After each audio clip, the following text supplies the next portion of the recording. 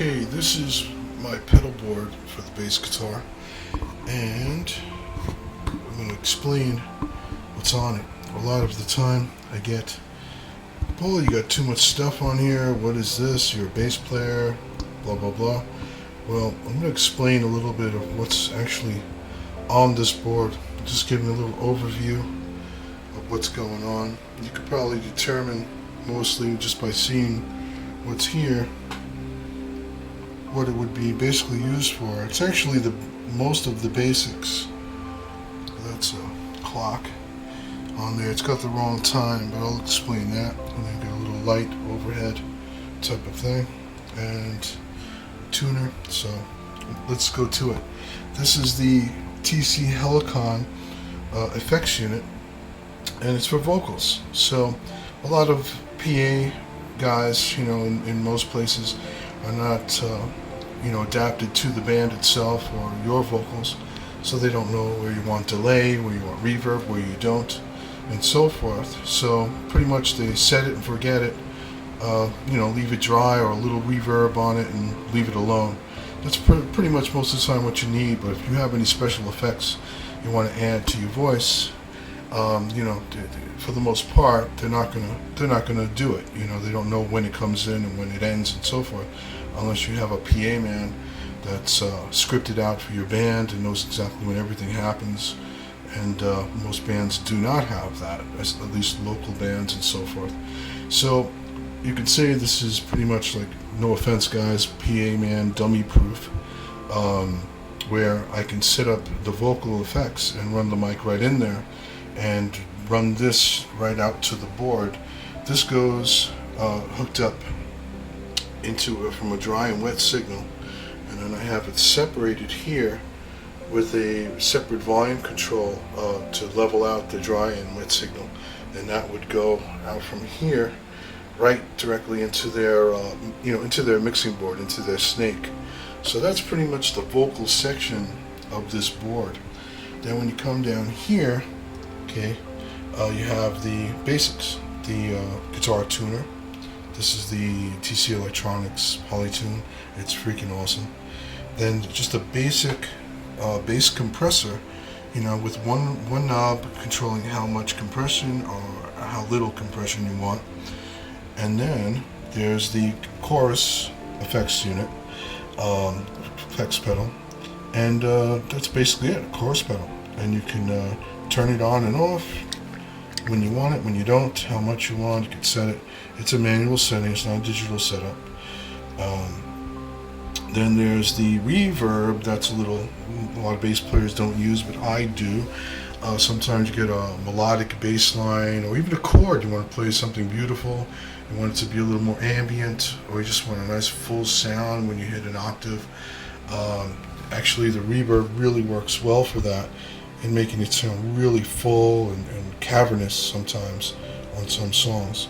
Again, like if you're just playing straight blues all the time, you really don't need it. You could add a reverb on there with a very short feedback, and just fatten it up a little bit. It does work, but for the most part they don't use it. I do. I like to experiment.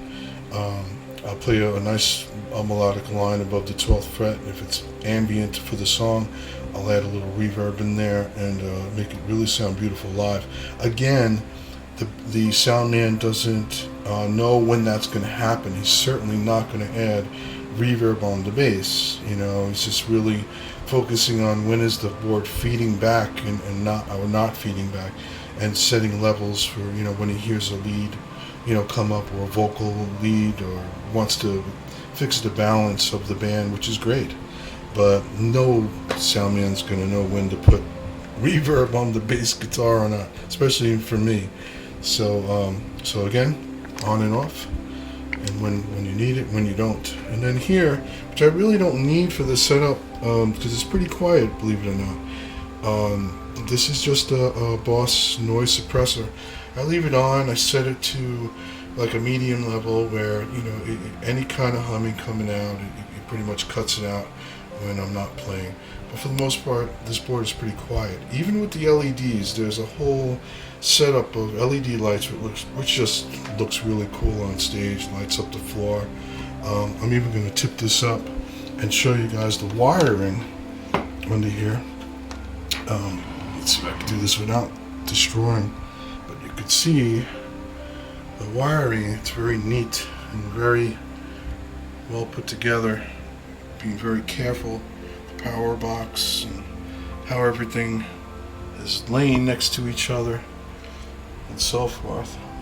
So you get an idea of what's going on under there. There's a monstrosity of wiring, which it really is. Okay, I'm going to put this back down.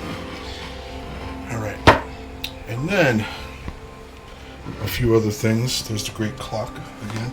Why is there a clock on there? Well, because on stage sometimes casinos or certain gigs, you're under a time frame.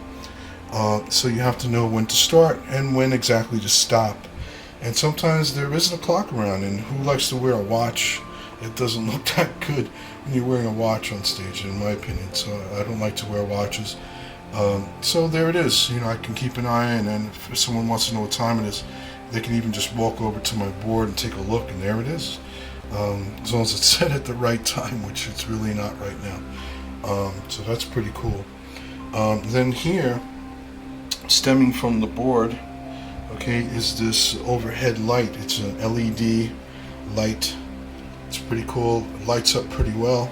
And when I'm setting up the board, you know, say the beginning of sound check, when I first get there, and if the stage is dark, or I need to see things a little clearer, I just come over to this side. Yes, I put this all together and wired this all up. You'll see this little switch right here. And this is the on and off switch, okay, built into the board. Okay, and that basically turns the light on, lights up the whole thing. I can adjust whatever I need, and then, you know, lights, you know, turns the light off, on, off. That's all. And on stage, it looks good when I can light up the whole board. It really is effective, and I can adjust, you know, certain levels on everything, and so forth. While I'm over here, there's inputs and outputs. Okay, there's 1/4 inch in, and there's 1/4 inch out. If I can get in there, I even labeled it amp out, and then down here's guitar in.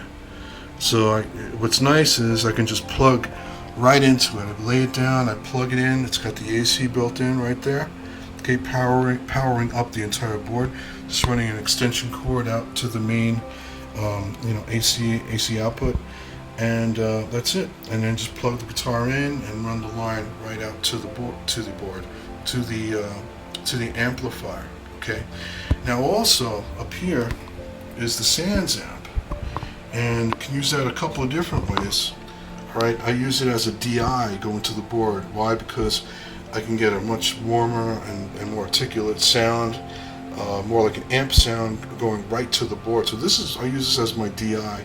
So it plugs out from there and goes directly into their board, whoever's board it might be. And I can control some of the tone I like and the warmth from this great unit to the board.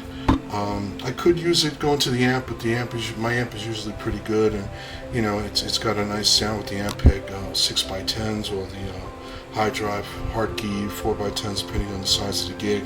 So I like using this as the DI box primarily. Okay, so the last but not least, this box here, okay, is the wireless. It's set up to be wireless. So how does that work? Well, right now it's hooked up to be hardwired directly, you know, guitar cable, as you see here, plugged in, and then cable going straight out to the amp. So that's just hardwired that way right now. But right here you see this connector. Okay, if I take this out here, right, and I plug it into here, now this is wireless. So it bypasses that input for the guitar down here, bypasses that, and it goes right into the wireless here. So it's just a matter of unplugging it and unplugging it here, popping it in, and that's it. And then basically just turning it on, which it's on at the moment, okay, but it can turn it off.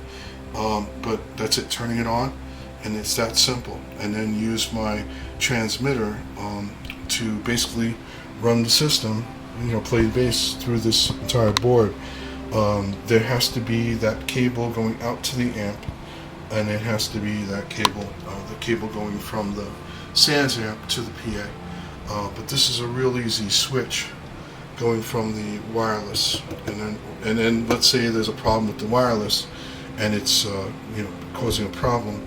I could easily unplug it from here and pop it into this connector here. Now, once again, this line's going to the output, rather the input. So now it's, again, the guitar can go hardwired right in with it, as it was before, with a regular guitar cable. That's it. That's basically the whole thing. So everything has an application. Chorusing and reverb itself, that's an extra.